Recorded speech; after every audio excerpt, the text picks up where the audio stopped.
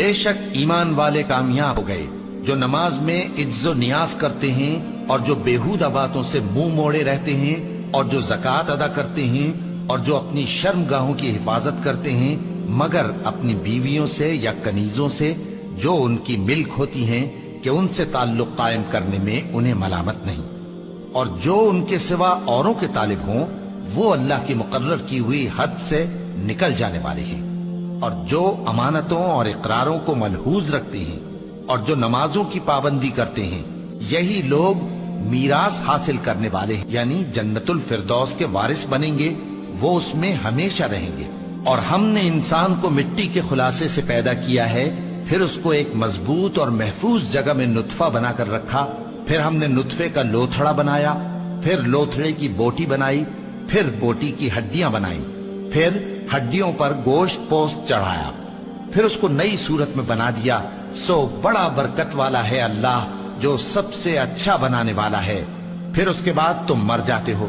پھر قیامت کے روز اٹھا کھڑے کیے جاؤ گے، اور ہم نے تمہارے اوپر کی جانب 7 آسمان پیدا کیے،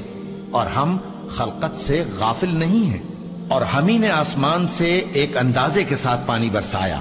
پھر اس کو زمین میں ٹھہرا دیا، اور ہم اس کے نابود کر دینے پر بھی قادر ہیں۔ پھر ہم نے اس سے تمہارے لیے کھجوروں اور انگوروں کے باغ بنائے، ان میں تمہارے لیے بہت سے میوے ہوتے ہیں اور ان میں سے تم کھاتے ہو۔ اور وہ درخت بھی ہم ہی نے پیدا کیا جو طور سینا کے دامن میں ہوتا ہے، یعنی زیتون کا درخت کہ کھانے کے لیے روغن اور سالن لیے ہوئے اگتا ہے، اور تمہارے لیے چوپایوں میں بھی عبرت ہے کہ جو ان کے پیٹوں میں ہے اس سے ہم تمہیں دودھ پلاتے ہیں، اور تمہارے لیے ان میں اور بھی بہت سے فائدے ہیں، اور بعض کو تم کھاتے بھی ہو، اور ان پر اور کشتیوں پر تم سواری بھی کرتے ہو۔ اور ہم نے نوح کو ان کی قوم کی طرف بھیجا تو انہوں نے ان سے کہا کہ اے قوم، اللہ ہی کی عبادت کرو، اس کے سوا تمہارا کوئی معبود نہیں، تو کیا تم ڈرتے نہیں؟ اس پر ان کی قوم کے سردار جو کافر تھے کہنے لگے کہ یہ تو تم ہی جیسا آدمی ہے، تم پر بڑائی حاصل کرنی چاہتا ہے، اور اگر اللہ چاہتا تو فرشتے اتار دیتا۔ ہم نے اپنے اگلے باپ دادا میں تو یہ بات کبھی سنی نہیں، اس آدمی کو تو دیوانگی کا عارضہ ہے، تو اس کے بارے میں کچھ مدت انتظار کرو۔ نوح نے کہا کہ پروردگار،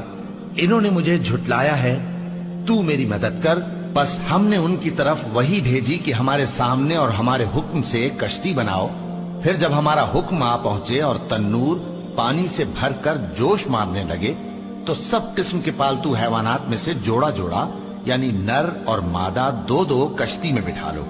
اور اپنے گھر والوں کو بھی سوائے ان کے جن کی نسبت ان میں سے ہلاک ہونے کا حکم پہلے صادر ہو چکا ہے۔ اور ظالموں کے بارے میں مجھ سے کچھ نہ کہنا،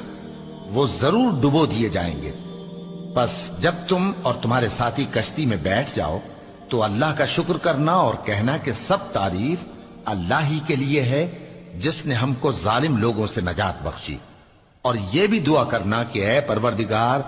ہم کو مبارک جگہ اتاریو، اور تو سب سے بہتر اتارنے والا ہے۔